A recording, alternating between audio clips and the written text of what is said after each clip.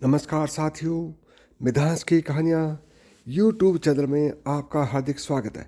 आज मैं आपके लिए बड़ी ही मज़ेदार और इंटरेस्टिंग कहानी लेकर आया हूँ, जिसका शीर्षक है ऊपर वाले के दरबार में कोड़े।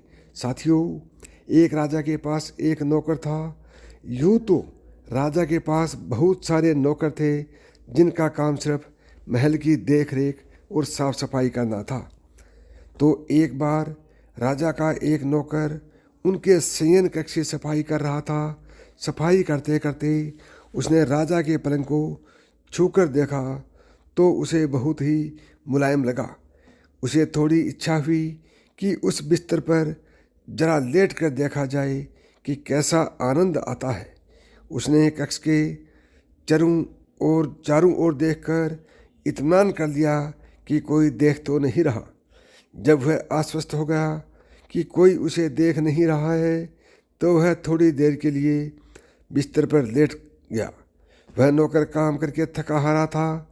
अब विडंबना देखिए कि बेचारा जैसे ही बिस्तर पर लेटा, उसकी आंखें लग गई और थोड़ी देर के लिए वह उसी बिस्तर पर सो गया। उसके सोए अभी मुश्किल से 5 मिनट बीते ही होंगे कि तभी कक्ष के सामने से गुजरते प्रहरी की निगाहें उस सोए हुए नौकर पर पड़ी।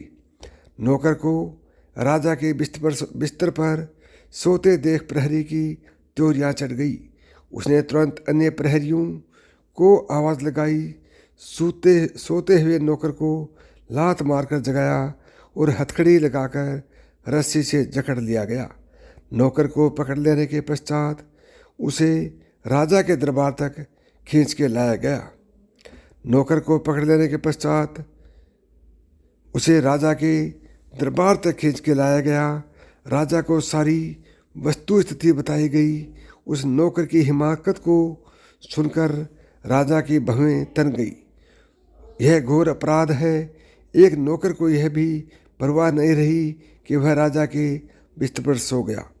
राजा ने फौरन आदेश दिया, नौकर को उसकी करनी का फल मिलना ही चाहिए। तुरंत इस नौकर को 50 कोड़े भरी सभा में लगाए जाएं। नौकर को बीच सभा में खड़ा किया गया और कोड़े लगने शुरू हो गए। लेकिन हर कोड़ा लगने के बाद नौकर हंसने लगता था। जब 10-12 कोड़े लग चुके थे, तब भी नौकर हंसता ही जा रहा था। राजा को यह देखकर अचरज हुआ। राजा ने कहा, ठहरो। सुनते ही कोड़े लगाने वाले रुक गए और चुपचाप खड़े हो गए। राजा ने नौकर से पूछा, यह बताओ कि कोड़े लगने पर तो तुम्हें दर्द होना चाहिए, लेकिन फिर भी तुम हंस क्यों रहे हो? नौकर ने कहा, हुजूर, मैं यूं ही हंस नहीं रहा। दर्द तो मुझे खूब हो रहा है, लेकिन मैं यह सोचकर हंस रहा हूँ कि थोड़ी देर के लिए मैं आपके बिस्तर पर सो गया तो मुझे 50 कोड़े खाने पड़ रहे। हुजूर तो रोज़ इस बिस्तर पर सोते हैं, तो उन्हें ऊपर वाले के दरबार में कितने कोड़े लगाए जाएंगे? इतना सुनना था कि राजा अनुत्तरित रह गए।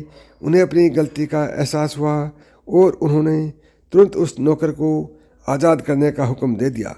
तो दोस्तों, आज की कहानी से हमें शिक्षा मिलती है कि कभी भी किसी को भी सजा देना उचित नहीं है।